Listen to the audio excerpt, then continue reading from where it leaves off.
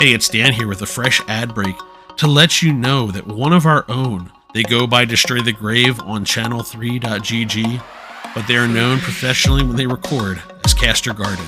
Caster Garden dropping a new recording, controllers and cartridges, coming to Spotify September 30th. You go to c3.gg/castergarden. It will take you directly to their Spotify page. Not only will you hear their wide range of music, some smooth, some relaxing, some with a little extra intensity, but you'll hear guest spots from users like You Exorcist and the founder himself, Joel Willis. Go ahead, make sure you head to c3.gg/castergarden and listen to the new recording, controllers and cartridges.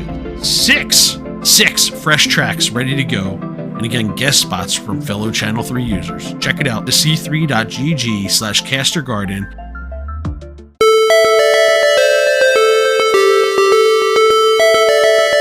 Welcome, crew, to What Are Your Three, a podcast that is making its third attempt to record this episode after delaying it twice and praying that my voice holds up throughout the course of this entire thing. I'm Dan Tucker. With me, as always, Ray. What's going on, everybody? Today's guest, let me tell you, when we make these guest lists, we book them out, try to get a couple ahead of time. We go through who's on the channel, who's interacting, who's gaining XP, because that's what we want to hear about. We want to hear about the people enjoying the site, what they enjoy, the games they play. And somehow we went 41 episodes, and I don't know, this had to be some sort of clerical error, how we skipped over this person here. But 41 episodes later, we are finally here with Mr. Fortnite himself, ggshadow. How are you doing today, sir? Well, hey, not doing too bad, guys. How about yourself? We're doing good. We've made it here. It's a Thursday. Now, I'm not doing great because at the time of this recording, the Giants are currently down 17-6 on Thursday Night Football. On that note, I'm great. I'm fantastic. Dan's doing great. Yeah. I'm surprised Ray's not used to that yet. I'm used to it. It's rough. It's rough out there. We're losing Joel. He's tuning out the sports radio. We got to get this back on the rails. This is just my time to jump in here and get over my guilt because I just have to say, go talk about a movie. I'm just going to say we're at that point now where, like you said, we kind of work down the XP list and we kind of, we jump around here and there. And like sometimes we're like, oh, there's a new person. We'll throw a new person in the mix here. We'll throw an XP in the list.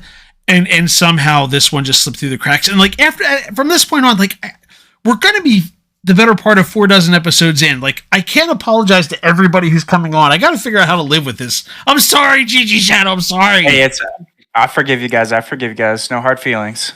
All right, with that, though, we've got games to talk about here. And let me tell you, here's another surprise. Game 1, we're going to jump into this, is Fortnite. And I only say it's a surprise because we've had this trend of people not talking about the game that I think the community generally knows them for. But Shadow, you're here. Fortnite, game number 1. So, like, this is it, right? Best game of all time? I mean, I'd have to say so. I mean, it's the game probably I'm known for the most, but I don't know if that's a good thing or a bad thing. But I just have to go right into it.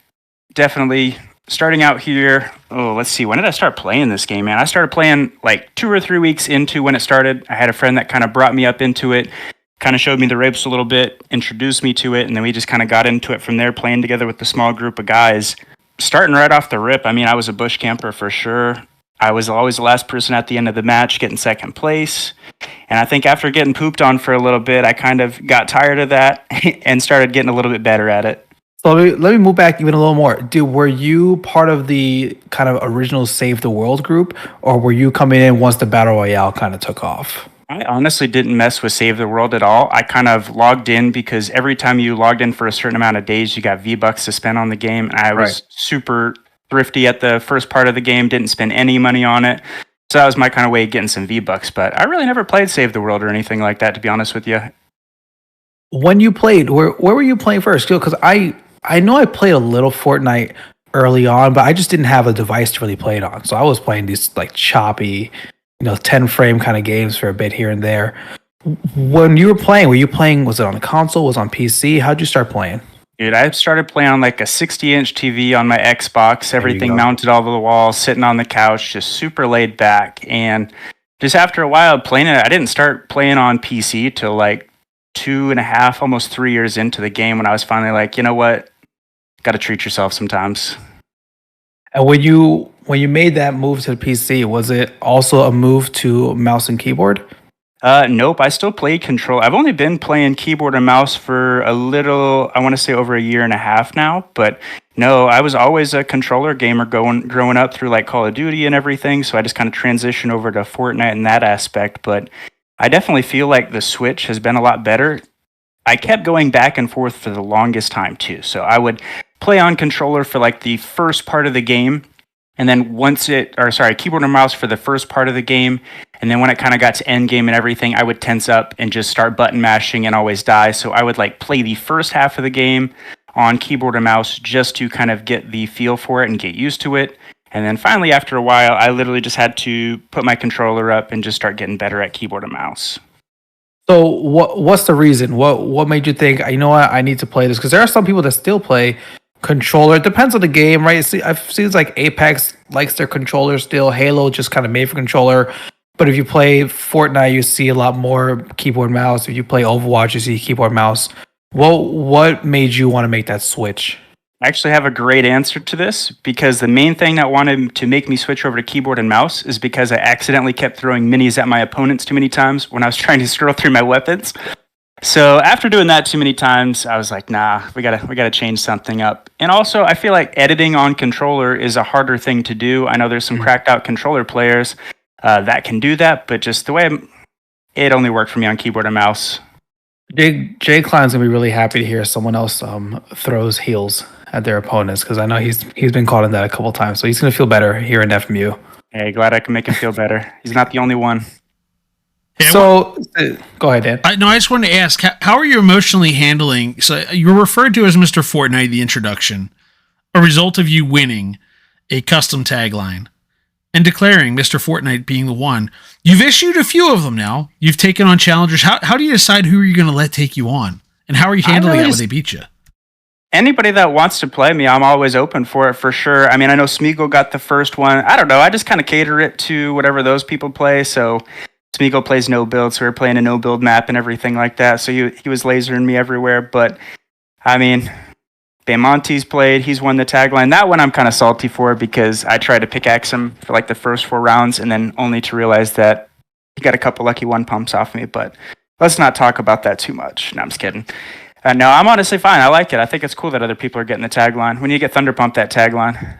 Shadow forced me into a box fight arena. I wasn't ready for it. He's like, hey, let's warm up. And then he didn't do any of those nice things. He didn't try to pickaxe me. He didn't offer me to play 0 builds or anything. He just beat up on me. I got you in the next one. So, all right. So you've played, since early on when it was just Fortnite, and then we started collabing. And for me, I thought the big collab, when I think of transition of the game, is they flooded the map, and all of a sudden the whole map was underwater, and then all of a sudden the entire Marvel studio joined, and it became the theme of Fortnite. How have you have you enjoyed how the game has changed? Are there certain things you like or don't like? Because you've kind of been through the whole thing. I feel like the map progression and the weapons are always something that keeps me going on the game. Like, there's always something new every time you log in. I mean, they're adding new weapons, recycling old fun ones. But I think that's definitely the biggest thing that's kept me playing, and the things I look forward to each time I log in is just all the different weapons. And also the collabs as well too. They've been stepping up their collab game.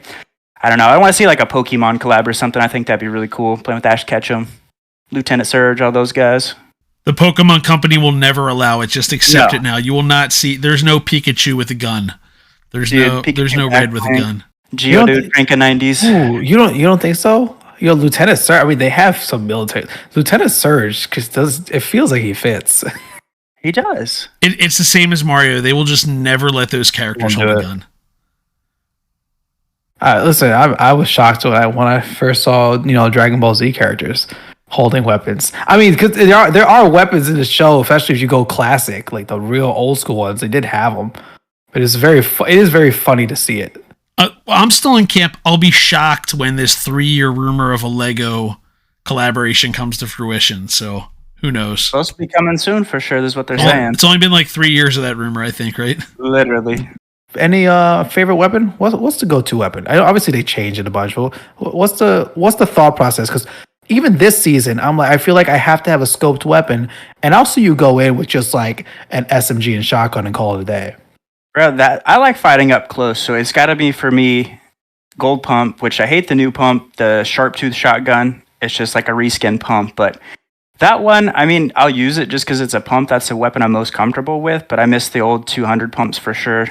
Scope weapons, I'd say the only weapon I hate that's the scope weapon, though, is the DMR, bro. I hate to talk a little bit on Smeagol, man, but I don't know. That's his weapon, but I think that weapon's actually terrible. Hot take.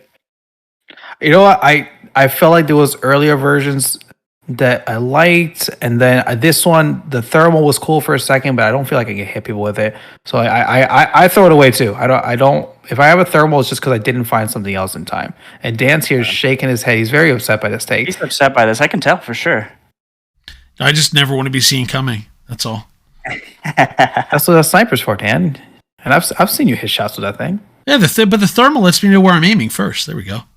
Oh, that's true. And as far as like other weapons and everything like that too, I mean, my go-to loadout, at least in this season, is a sharp tooth shotgun. I like the combat SMG. I really don't play with too many ranged weapons, but I always have some shockwaves in my inventory, and then obviously 2 heals usually is what I carry, some slurps, splashes, things like that. So you said you've kind of liked the map has kind of gotten better with time. Do you have a favorite chapter though? Is it just the newest one because it's the best, or is it one that you kind of, you enjoy thinking back on it? Usually when I'm like thinking about like favorite maps and everything, it's usually just for like one POI. I mean, like the chapter 1, you had Tilted Towers. Right. I feel like I think it's chapter 2, you have the Stark POI. I would land there every single game. So I'd probably have to say, like, map-wise, that's probably one of my favorite seasons. I mean, I don't really remember too much of the other map because you would usually land at Stark and then die before you got anywhere else. But I'd say that map's probably my favorite. I go back and forth because I feel like this final version of this map right here has been very, very fun, and the points keep getting very cool. I like it. It just reminds me of when they had the I always forget what it was called, the Foundation, when it was in the middle of the map. Yep. I love having the NPCs get hostile when they see you. Yeah, I like having all the different biomes too. So I mean, you got a snow biome, you got the jungle biome, desert biomes. All those ones I think are pretty cool. So that adds a different aspect. Wherever you're landing at or where you have to rotate through, it's always just different scenery, things like that. All right, so we're gonna move on. Game number 2 here, and game number 2 is Call of Duty 4 Modern Warfare, the first Modern Warfare. And I mean, again, everyone knows you for the third-person shooter, but did the shooting game start with first person? Is this where it all? Is this where the love came from? I think that's where it is, definitely. At least with like shooter games and everything like that. It's probably one of like the first big Call of Duties that I got into, and then essentially, so I started in college, and then just kind of went on from there. I played a lot of the campaign mode, so when I think of Call of Duty 4. I think it's got one of the best campaign modes in there. I mean, you have that all gillied up. Because when you think of Call of Duty, you're thinking run and gun, explosions everywhere, lots of fighting. But that map's the one where you're actually all gillied up in that suit, just crouching. You got the snipers and everything like that with the suppressed. I think that was a really cool aspect of the game. What really got me into was the campaign mode. And even the mission after that, what's the name of that? I think it's like one shot, one kill, where you have to hold your breath and like aim the sniper and the bullet trajectory, all that stuff. So I think that's really what got me into it, is the campaign mode on there for sure. And so playing in college from the campaign, was it kind of like local multiplayer with the people there, or were you online with a group of people?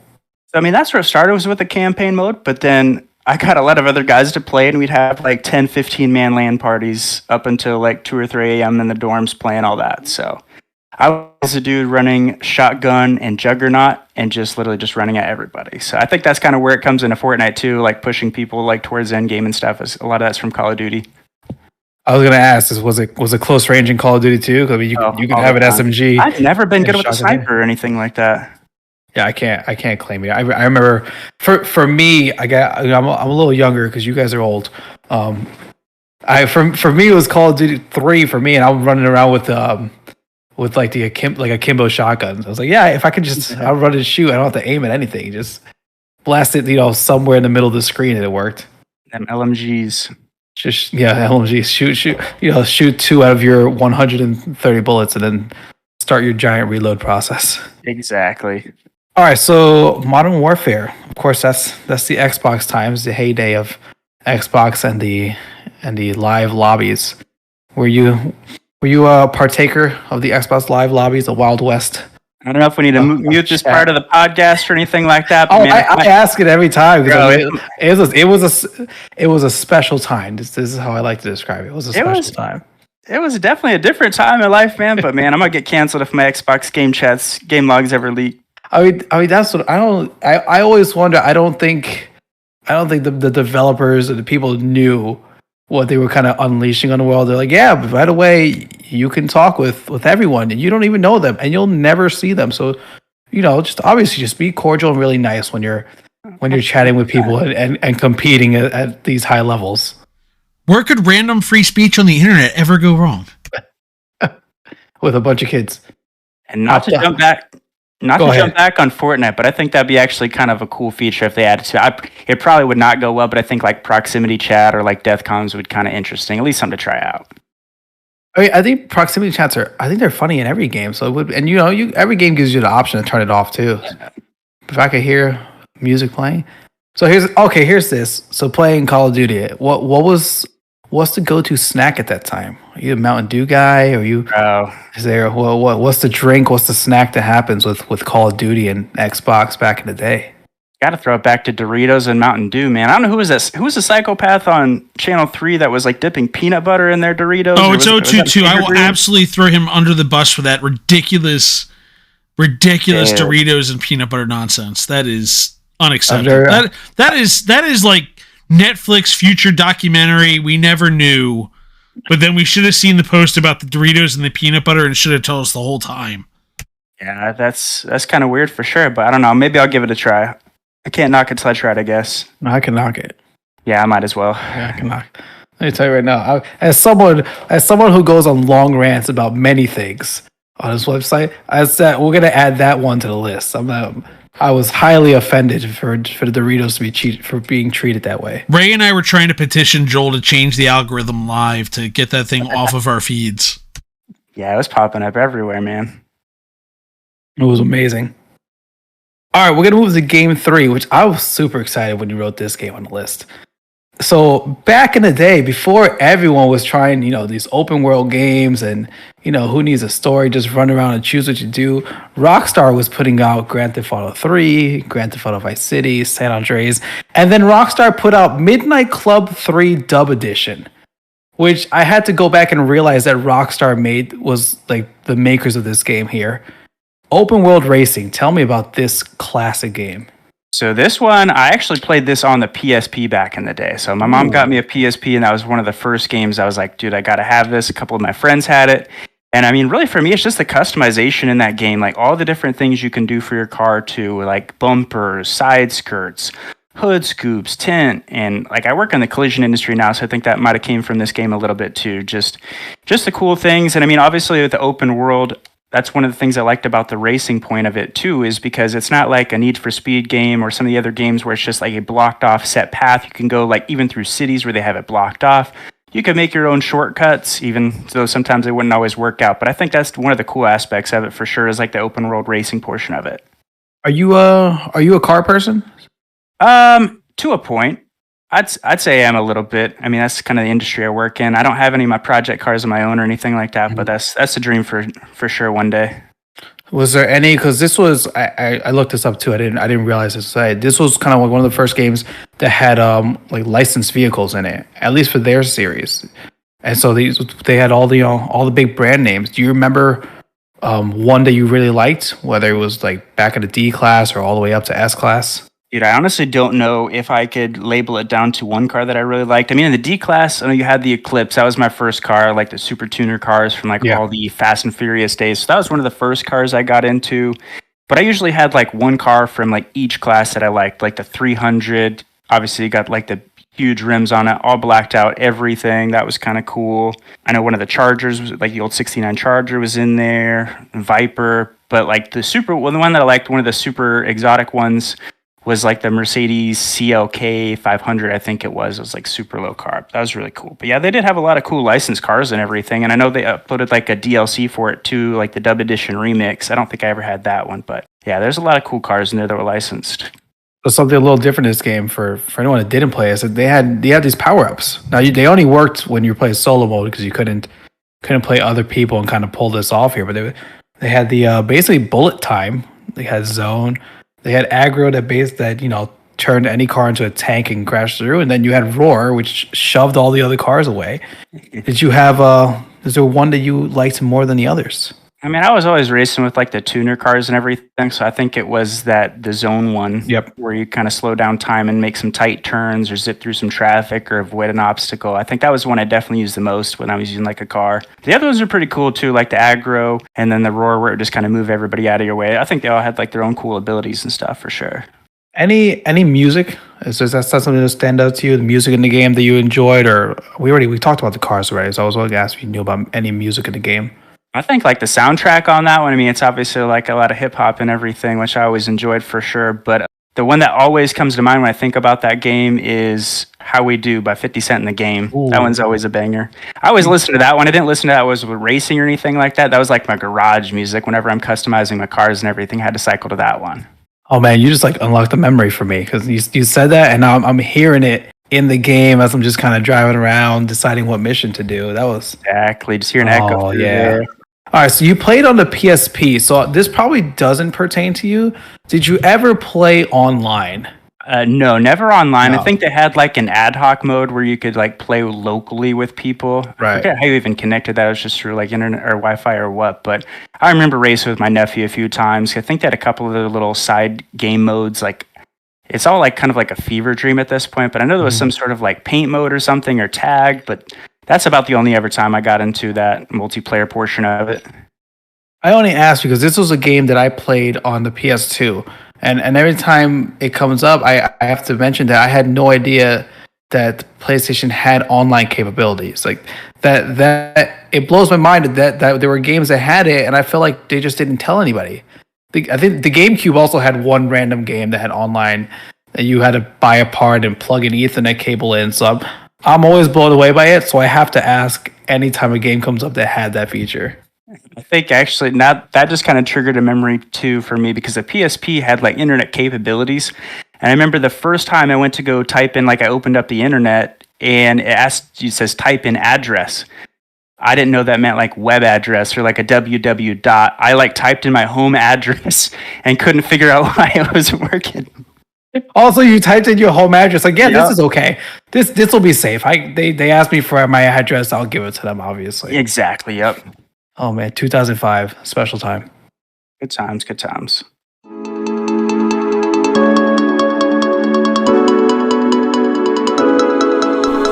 I'm Commander Nikki, and this is your favorite podcast on gaming. At least, I hope so.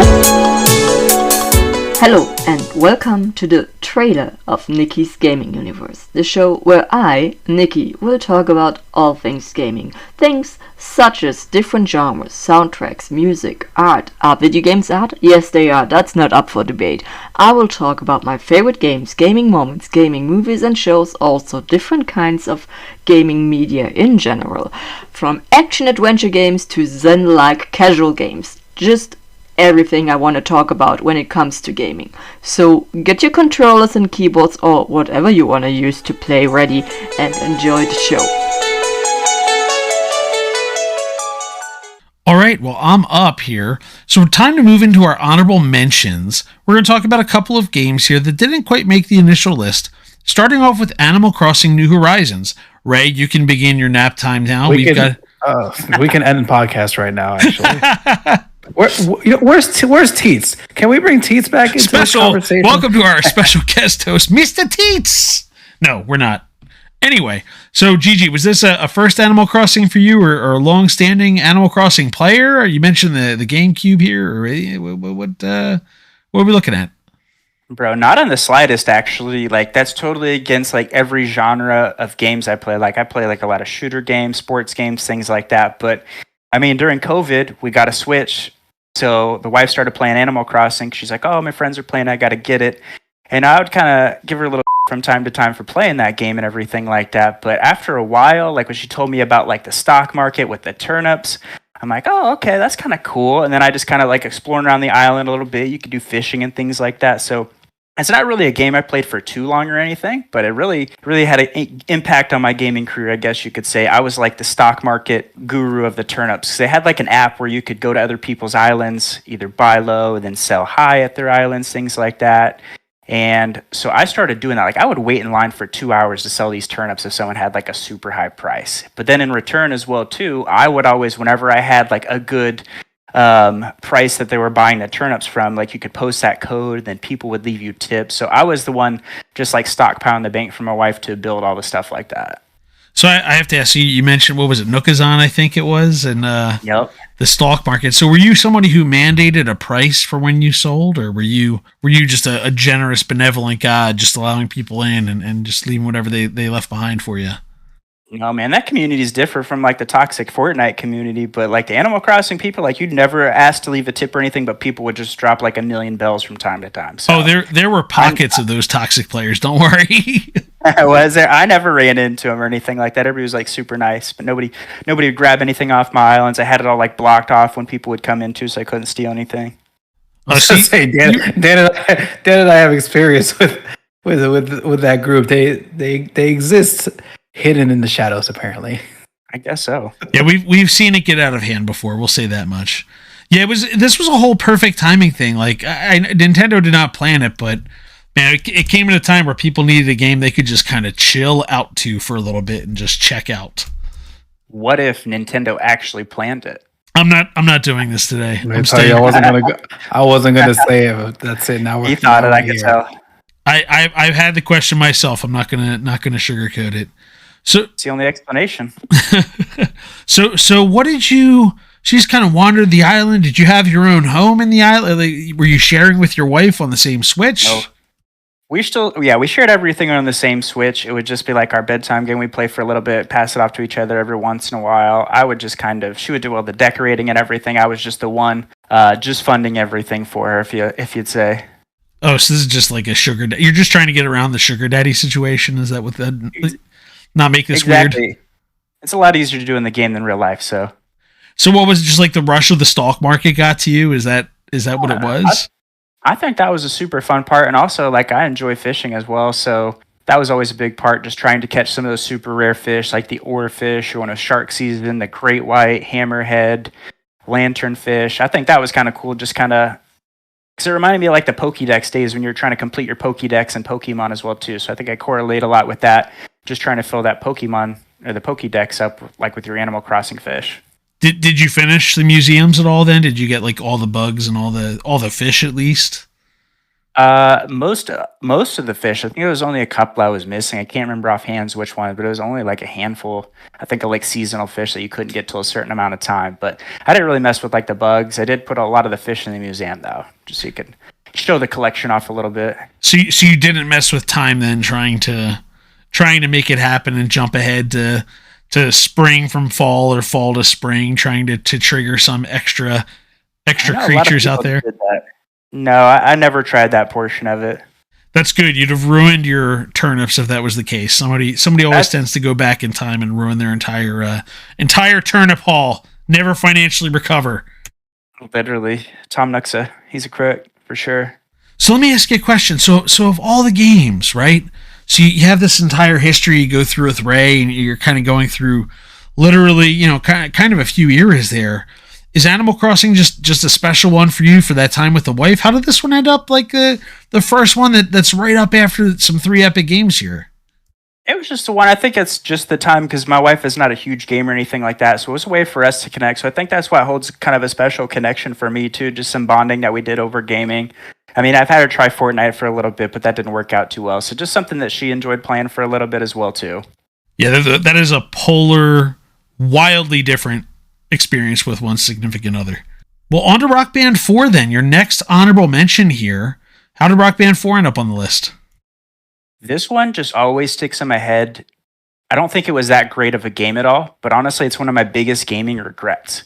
So my wife actually surprised me for my birthday with this one, got me like the whole entire set and everything like that. I have people over all the time, friends, family would come over, we'd play it.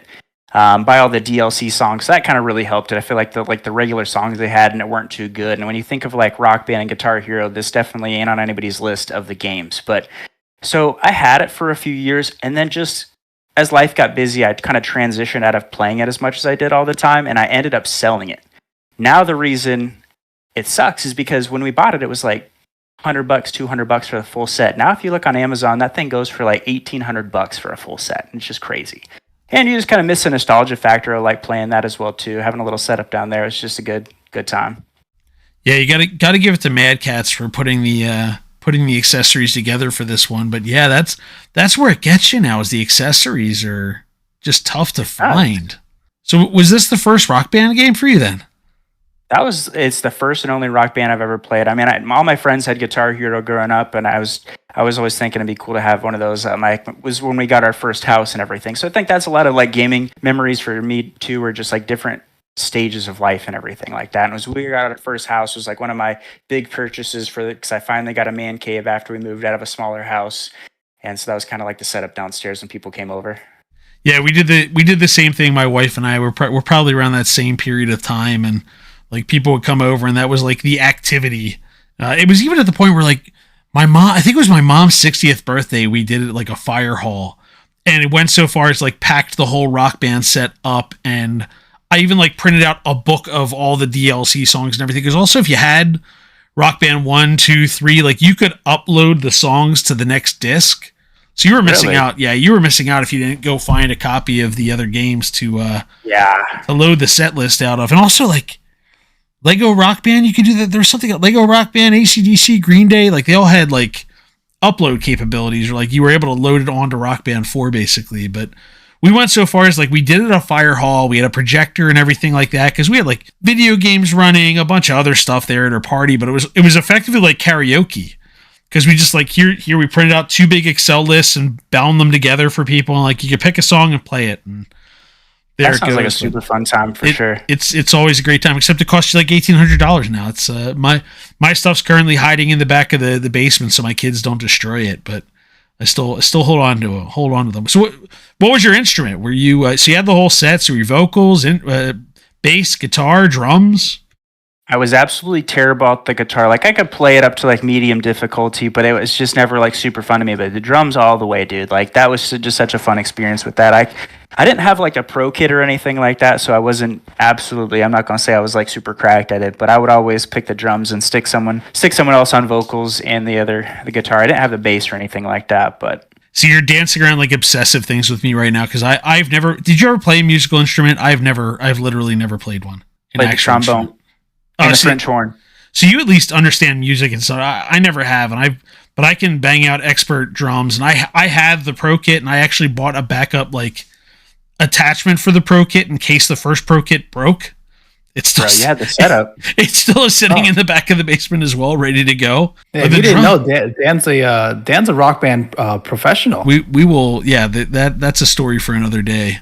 Yeah, Dan's been paid for Rock Band. We've done contests and made money at casinos. With, really? Officially, Harmonix, when Rock Band 2, I think it was, came out, they had this like traveling competition basically. The annoying part was it was not based on like percentages, it was based on total points. So the people who won, all they played was Give It Away from the Red Hot Chili Peppers. So the annoying part of this contest was my wife was the singer, so we did You Ought to Know by Alanis Morissette.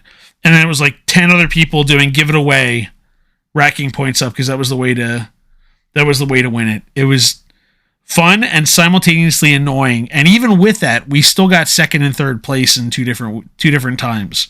So that's how good.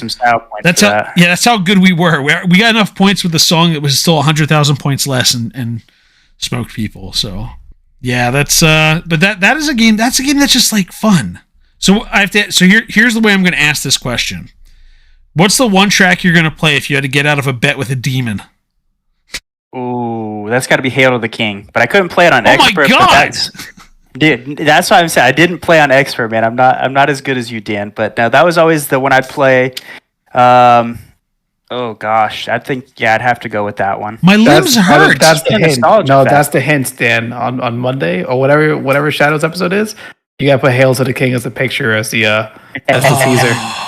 There you go. No one's gonna know what that is. The thing is, I have to remember it this time. Like I'll I'll be editing this before then, so that's the problem. I was only editing Mr. Teets' episode, and then I got to that point after I dropped the clue, and I was like, oh no, I was supposed to do a different clue. Now I have to remember Hail to the King. Whew. All right. Well, on to a future game you're looking forward to here, and a popular one. I figure we've got probably 8 episodes lined up between now and 1 month from yesterday when this game comes out, and this game's going to probably run the table between now and October 20th when it's released. But Super Mario Brothers Wonder, again, Mr. First Person Shooter, Mr. Fortnite himself. You know where the classic's going to be. So tell us about Super Mario Brothers Wonder here.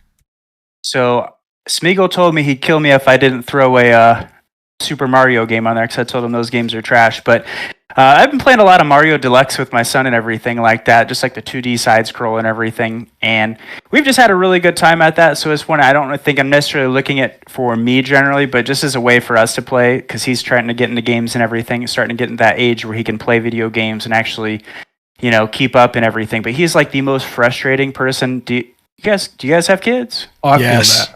Oh, I know what you're talking about already. I swear that dude, he never plays any objectives in those games. Like I'm trying to get the star coins. I'm trying to collect as many coins as I can, rack up points. The dude is just balls to the wall, go to the end of the map. I die like 50 times because he just keeps running too far and pushes me off the edge when I'm looking for coins. So yeah, I'm hoping this game will be a little different as he gets older and things like that. But I think that's why I'm mostly looking forward is just a game I can play with him. Well, and it should be fun too because he could do the. Is Nabbit in this too? I know the Yoshis have a little bit of an extra. The Yoshis are the little skill bump there. Yeah, Yoshis are the Nabbit. They don't take damage. I think Yoshi has like an extra jump as well too, so you can get a little bit higher. Yeah, because this is the game where Ray and I have been shook the last few weeks because we keep talking about how Mario Brothers 2 set this framework for the characterizations, and nope, they're getting rid of it. Threw it out. It's all gone. So do you have another history with Mario? You said they're all trash, not a 2D, not a 3D. You're out on Mario, just a little family time, huh? I just really never played them growing up. Like I had a Sega Genesis and everything like that, so I'm playing a lot of NBA Jam, Mortal Kombat. I never got into like Mario or anything, so I kind of missed that boat for sure, I guess. Yeah, remember when we could put the blood code in for Mortal Kombat and the Super Nintendo people just got some gray sludge? I remember that too. 100%. And I still remember like the NBA Jam cheat codes in my head, like full court dunk, left, right, A, BBA twice, and you could do full court dunks. I was a cheater in that game for sure. And there was another cheat code where you could get like, not to move on to a different game already, but that was another fun one too, where you could just make unlimited shots from anywhere on like the court. Oh, that was infuriating when the other person would put that one in though. Yeah, no, it was almost like no odd job. You had to have an agreement. Nobody's going to put that cheat code in. People are trying to. People are throwing a brick up from 3/4 of the way across the court and nailing it. It was infuriating to play that way. Any power ups you're looking forward to here? I know we've seen the Nintendo Direct. We've gotten 15 minutes of Super Mario Brothers Wonder content here. I mean, it seems like they're doing power ups a lot different too. So the characters don't have any. Like your Peach, the floating jump, anything like that. Luigi's super high jump, but I don't know. I don't know if it's really a power up, but that elephant skin looked pretty cool when you get into that power up mode. Yeah, I'm curious how this is all going to work out. That's early word from the testers. Ray and I are watching the news and publishing as much news as we can, but a little bit challenging. First of all, which is kind of curious with playing with a kid. Yeah, they're saying they're making it hard, which is nice.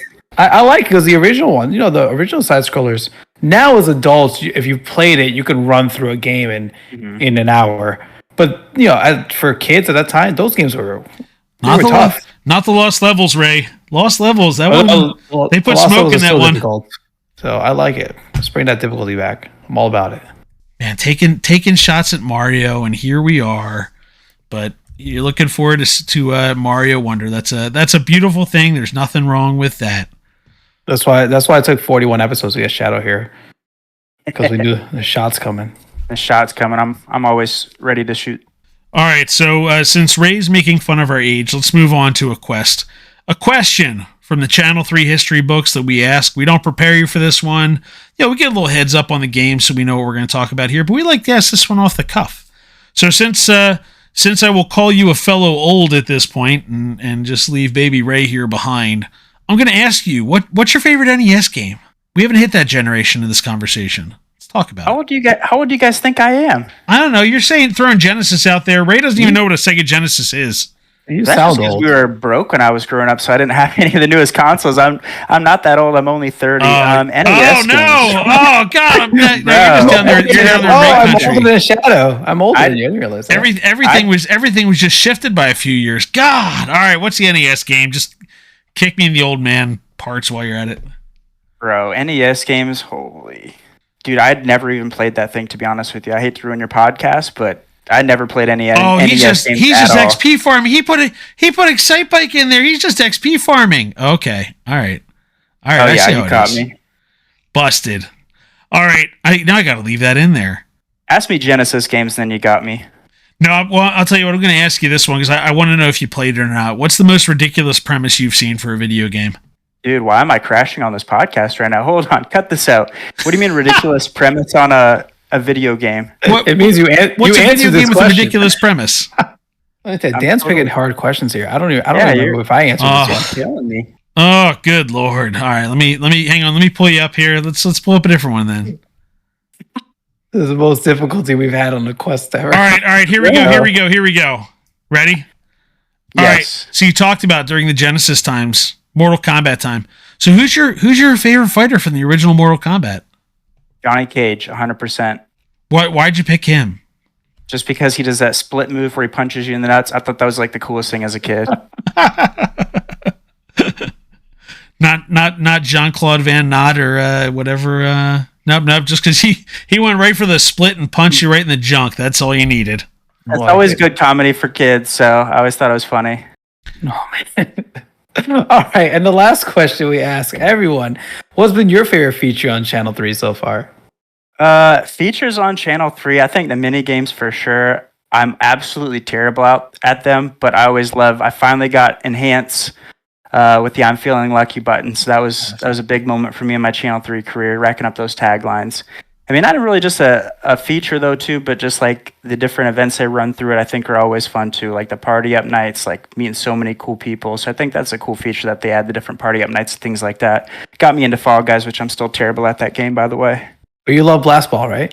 Dude, Blast Ball is actually super fun because I don't feel like I need a lot of skills. So that's probably why the most people hate it, is because there is no really skill involved. Maybe there is a little bit, but I just think it's fun. It's hectic. They just don't have the right skills. That's what it is. Exactly. You guys, if they listen to me on the stream, I'm giving advice.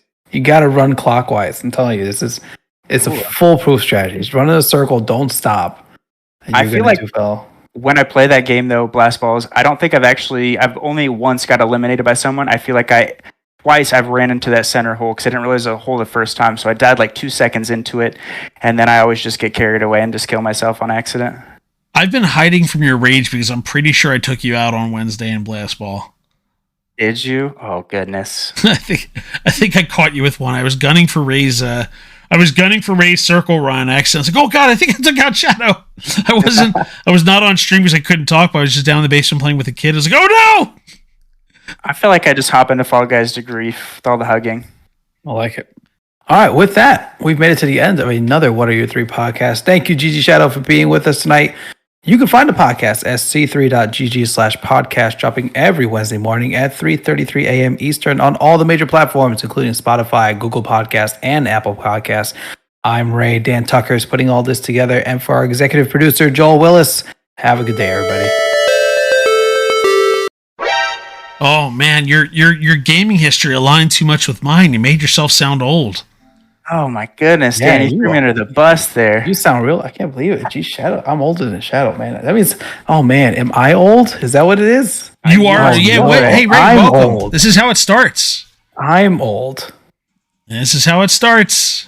I remember the first time I realized that the world was viewing me as older is because, when I first started teaching, I was in like shirt and tie every day because otherwise I'm Oh, look at the baby, and then he dresses up like a big boy. every day. And I mean, now I'm going to work in like a t-shirt and shorts, and these kids look at me like, no, yeah, hey, Mr. Ray, like you're old. Or they said something to me, and I was like, oh God, it happened. No one actually views me as like I could possibly be a teenager anymore. It's over. It hit like 2 years ago. I was like 29ish. It happened. For me, it was the balding. That'll get you looking real old in a hurry. Yeah, see, but I started balding as soon as I hit 18, so it didn't Same. matter. Like I was in college. Mine wasn't really. I was 18. I think it was like in college it started. I'm like, oh well, this is how it ends. See, I started college at 17, so that was college. Good lord. I've got time in that category. I've got. Yeah, my dad's got. I have the same hair as my dad. Full head of hair still going. I think he used a little Rogaine, but that was like at 50. His head is full. Ray's pushing for that him sponsorship on here now. I'm feeling good. I'm feeling good about it.